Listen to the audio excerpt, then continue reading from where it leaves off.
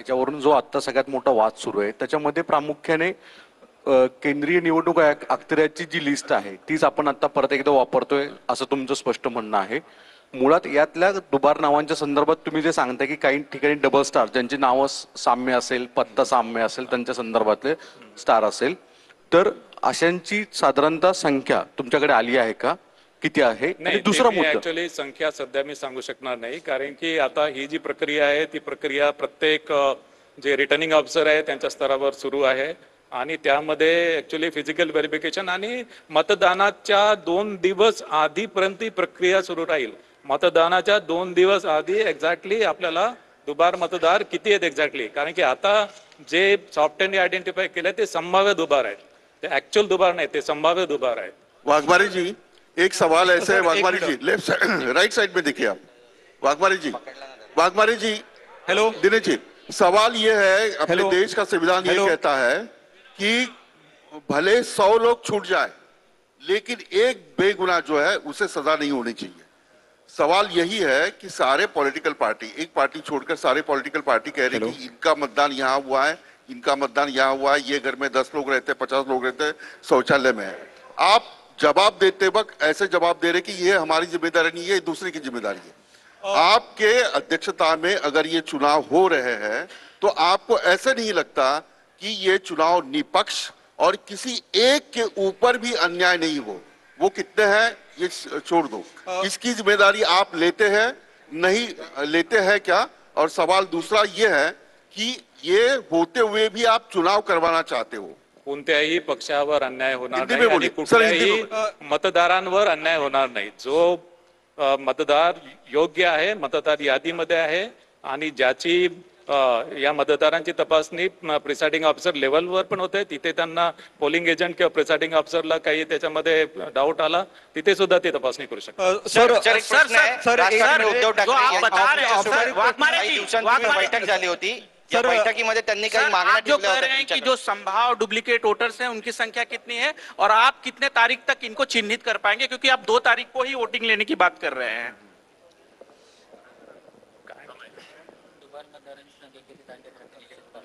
नाही, मतदानाच्या 2 दिवस आधी एक्झॅक्टली जे फिगर्स आहेत ते अभी मेरे पास अप्रॉक्सिमेट फिगर नहीं है. सर राज ठाकरे, उद्धव ठाकरे आणि महाविकास आघाडीचे सगळ्या नेत्यांनी तुमच्यासोबत एक बैठक घेतली होती, काही मागण्या त्यांनी तुमच्याकडे ठेवल्या होत्या, त्या तुम्ही पूर्ण करणार आहात का आणि या बैठकीच्या पुढे नेमकं काय झालं? सर्व पक्षाच्या बैठकीच्या अनुषंगाने आम्ही भारत निवडणूक आयोगाला प्रस्ताव पाठवलेला आहे 15 ऑक्टोबर पर्यंतची यादी द्यायला. त्याला अजूनपर्यंत रिस्पॉन्स नाही आहे, मी आधी सांगितलेलं आहे ते. सर, आपण जी निवडणूक जाहीर करत आहात ही राजकीय पक्ष आणि मतदार यांच्यासाठी आपण ती निवडणूक जाहीर करतोय. सर 1 मिनिट, आपण जे उत्तर देताय सरकारी औपचारिक उत्तर देताय, लोकशाही वाचवण्यासाठी बॅलेट पेपरवर वोटिंग का होत नाही आणि जी मतदानाची यादी आहे तिथं जेवढे सर्व बसलेत किंवा तुम्हालाही माहितीये जे वोटिंगची जी लिस्ट आहे किंवा जे लोकांची नावाची गोंधळ आहे तो कंप्लीट जो होत नाही, आधार कार्डशी वोटिंग कार्ड लिंक होत नाही, तो पण तुम्ही मतदान का घेण्याची काय करताय? हे बघा, 2005 मध्ये इलेक्ट्रॉनिक वोटिंग मशीन आपण आणली. 2005 मध्ये अधिनियमामध्ये तरतूद केली इलेक्ट्रॉनिक वोटिंग मशीनची. याशिवाय इलेक्ट्रॉनिक वोटिंग मशीनच्या संदर्भात वेगवेगळ्या सन्माननीय न्यायालयामध्ये पिटिशन दाखल झालेलं आहे आणि माननीय सर्वोच्च न्यायालयापर्यंत न्यायालयाने निर्वाह दिलाय की इलेक्ट्रॉनिक वोटिंग मशीनचा वापर योग्य आहे. आपल्या कायद्यामध्ये इलेक्ट्रॉनिक वोटिंग मशीनची यादी योग्य आहे असं तुम्हाला वाटतं का? सर, एक दुसरा प्रश्न असा आहे की जे महाविकास आघाडीच्या माध्यमातून जो प्रश्न उपस्थित केला गेलेला आहे दुबार मतदारांचा, आणि नागरिकांकडून पण काही या संदर्भामध्ये आपल्याकडे मागणी केलेली आहे, राजकीय पक्षांकडून पण मागणी केलेली आहे, कारण तेच राजकीय पक्ष स्थानिक स्वराज्य संस्थेमध्ये निवडणूक लढवतात. पण अशा बाबतीत जर त्यांच्या मनामध्ये शंका असेल आणि आपण म्हणताय की मतदार यादी ही केंद्रीय निवडणूक आयोगाकडून तुम्ही अडॉप्ट करता, तर याच्यामध्ये ज्या शंका आहे किंवा ज्या तक्रारी आहे त्याबाबत आपण केंद्रीय निवडणूक आयोगाकडे काय मत मांडलेलं आहे, त्यांच्याकडून काय मत आलेलं आहे की नाहीये? नसेल आलं तर पुन्हा आपण त्याच्यावरती काय भूमिका घेणार आहात? नाही, सर्वपक्षीय शिष्टमंडळाने महत्वाची जी मागणी केली होती की त्यांनी 15 ऑक्टोबर पर्यंत मतदार यादी मागितलेली होती आणि ती आम्ही भारत निवडणूक आयोगाकडे मागणी केलेली आहे. त्याचं उत्तर अजून आलेलं आहे. वाघमारे साहेब इकडे पुढे. वाघमारे साहेब आपण नांदेड एक जण विचारा कृपया. वाघमारे साहेब पुढे. एक मिनिट. एकदा लेफ्टने घ्या एकदा राईटने घ्या. 2017 मध्ये आपण व्हीव्हीपॅट वाघमारे साहेब पुढं. नाही एक मिनिट सगळ्यांना विचारू द्या, बाकीचे राहिले आहेत त्यांचं होऊ देत ना, होऊ देत सगळ्यांना एक एकदा होऊ देत. थांबा थांबा थांबा थांबा 2017 मध्ये राज्य आवाज नाही तुमचा आवाज. सुरेंद्र आवाज नाही आवाज.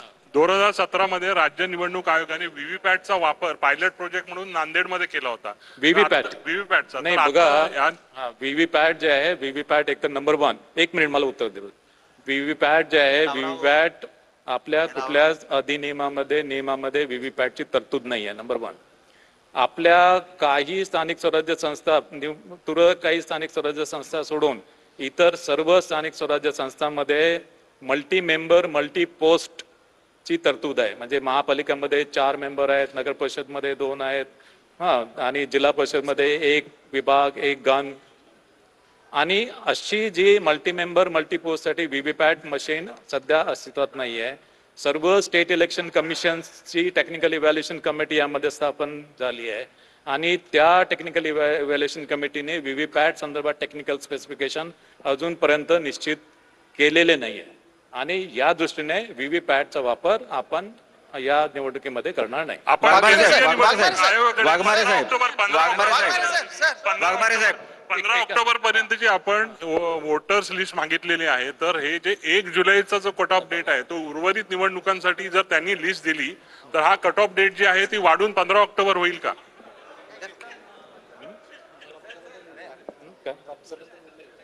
हा नाही, आता ऍक्च्युली 15 ऑक्टोबर पर्यंतची मतदार यादी आम्हाला प्राप्त झाली तर कट ऑफ वाढवण्याबाबत योग्य तो निर्णय आम्ही घेऊ. मात्र अजूनपर्यंत आम्हाला ती यादी काही प्राप्त झाली. वाघमारे साहेब दुबार मतदार दोबार एक सवाल ये है कि आपने कहा कि जो डबल वोटर्स हैं उधर 2 बार स्टार मार्क करेंगे और अंडरटेकिंग लेंगे. उसके बाद गारंटी क्या है कि वो आदमी या उनके नाम पर कोई दूसरा आदमी जाकर वोट नहीं करेगा? यही सबसे बड़ा सवाल जो है विपक्ष की ओर से भी पूछा जा रहा है. तो केवल अंडरटेकिंग लेना है या उसके आगे आप लोग क्या करने वाले हैं, ये एक सवाल.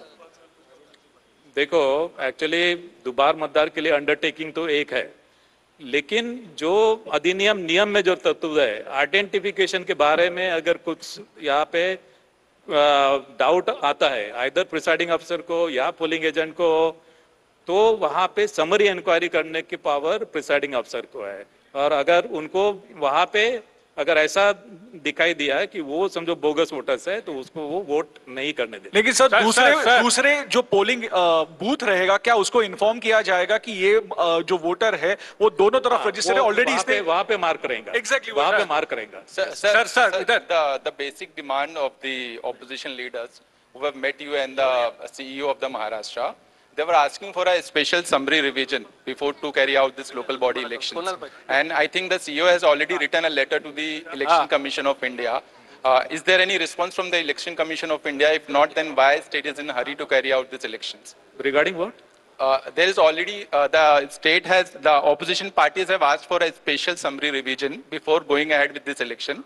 And I think a letter has been communicated with the ECI. Actually, as far as the summary revision is concerned, that is not our jurisdiction. Summary revision is. That is what I'm asking you, sir. Is there any response from the ECI? Like the CEO has already written to the ECI, and this is what the opposition was demanding to hold the election till the time this. No communication by ECI about either summary revision or intensive revision. Sir election program till आपने election program 10 दिसंबर तक announce किया है. Municipal corporation के चुनाव कब होंगे और 31 जनवरी के अंदर आप ले पाएंगे, ये आप कॉन्फिडेंट है क्या? 31 जनवरी के अंदर हमको सब इलेक्शन लेना है माननीय supreme court K order say. All elections has to be conducted by 31st January under any circumstances. Waghmare साहेब बरेच मतदार वाघमारे साहेब इकडे वाघमारे साहेब स्ट्रेट वाघमारे साहेब बरेच मतदार असे असतात ज्यांची यादीमध्ये नावं नसतात.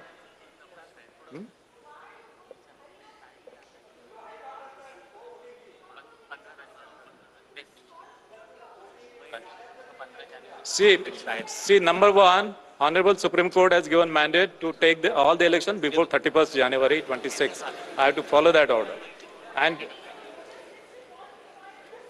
we have taken appropriate measures as far as the voting list is, voters list is concerned, that I already elaborated in detail. आपण दुबार मतदारांच्या निवडणुका वाघमारे साहेब आपण दुबार मतदारांसंदर्भात बरेच काही बोललात. ज्यांची नावं अप्लिकेशन करून सुद्धा मतदार यादीमध्ये येत नाही, त्या मतदारांसंदर्भातला तुमचा निर्णय काय आहे? आणि दुबार मतदारांसंदर्भातला तुम्ही जो सांगताय तो पूर्ण कन्फ्युजन निर्माण करणार आहे. संबंधित प्रिसाइडिंग ऑफिसर किंवा रिटर्निंग ऑफिसर हे कसं ठरवणार की तो डबल स्टार लागलेला आहे? तर त्याच्याबद्दल कन्फ्युजन निर्माण करणार आहे साहेब. वादावादी होऊ शकते बऱ्याच वेळा, असं आपण बघितलंय. याची एकंदरीतच जबाबदेही तय करायला पाहिजे. संभाव्य दुबार मतदार आहेत, तिथे डबल स्टार आहेत आणि ते मतदार यादीमध्ये ती नोंद आहे.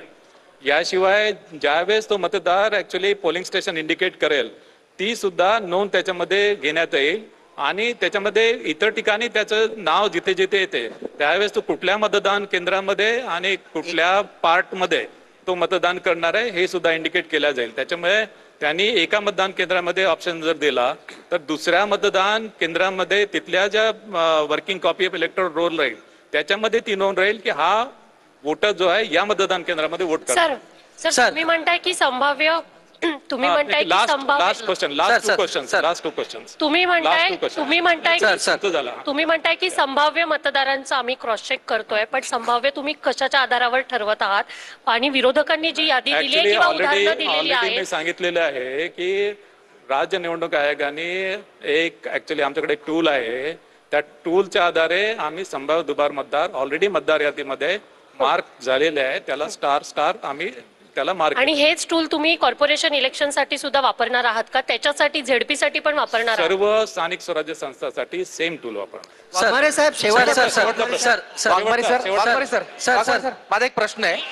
दुबार तिबार हे जे मत खाली बसा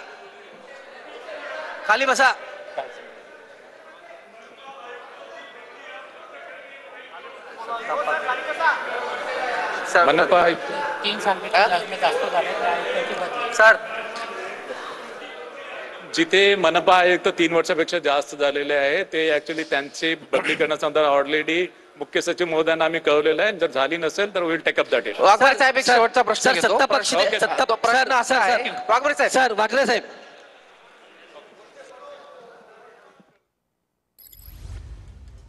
तर 246 नगरपालिका आणि 42 नगरपंचायतींसाठीच्या निवडणुका जाहीर झालेल्या आहेत. आता 2 डिसेंबरला मतदान होणार आहे आणि 3 डिसेंबरला निकाल जाहीर होईल. 10 ते 17 नोव्हेंबर पर्यंत उमेदवार आपले अर्ज जे आहेत ते भरू शकणार आहेत. 2 डिसेंबरला मतदान होणार आहे आणि 3 डिसेंबरला निकाल जाहीर होणार आहे. महत्वाची बातमी आपण पाहता आताच्या घडीची सर्वात मोठी बातमी. 246 नगरपालिका आणि 42 नगरपंचायतींसाठी निवडणुका जाहीर झालेल्या आहेत. 10 ते 17 नोव्हेंबर पर्यंत उमेदवार आपले अर्ज दाखल करू शकणार आहेत आणि 2 डिसेंबरला मतदान, 3 डिसेंबरला निकाल असेल. अर्ज माघारी घेण्याची तारीख 21 नोव्हेंबर आहे. 7 नोव्हेंबरला मतदार याद्या प्रसिद्ध होणार आहेत. महत्वाची आणि मोठी बातमी आताच्या घडीची आपण पाहताय. निवडणुकांची रणधुमाळी सुरू झालेली आहे. स्थानिक स्वराज्य संस्थांच्या निवडणुका केव्हा जाहीर होणार याचं उत्तर मिळालेलं आहे. 246 नगरपालिका आणि 42 नगरपंचायतींसाठीच्या निवडणुका जाहीर झाल्यात. 10 ते 17 नोव्हेंबर पर्यंत उमेदवार आपले अर्ज भरू शकणार आहेत. 2 डिसेंबरला मतदान तर 3 डिसेंबरला निकाल जाहीर होणार आहे. 10 नोव्हेंबर पासून अर्ज दाखल करता येणार आहेत. महत्वाची आणि मोठी बातमी आपण पाहताय. अर्ज भरण्यासाठीची 17 नोव्हेंबर ही शेवटची तारीख असेल. 10 नोव्हेंबर पासून ही प्रक्रिया जी आहे ती सुरू होईल. 2 डिसेंबरला मतदान आणि 3 डिसेंबरला निकाल असेल. आता अवघा 1 महिना सुद्धा राहिलेला नाहीये. 246 नगरपालिका आणि 42 नगरपंचायतींसाठी निवडणुका जाहीर झाल्यात. महत्वाची आणि मोठी बातमी आपण पाहताय. या ठिकाणी अनेक प्रश्न जे आहेत त्या ठिकाणी विचारण्यात आलेले होते आणि त्या प्रश्नांची उत्तरं सुद्धा देण्यात आलेली आहेत. 246 नगरपालिका आणि 42 नगरपंचायतींसाठी आता निवडणुका जाहीर झाल्यात.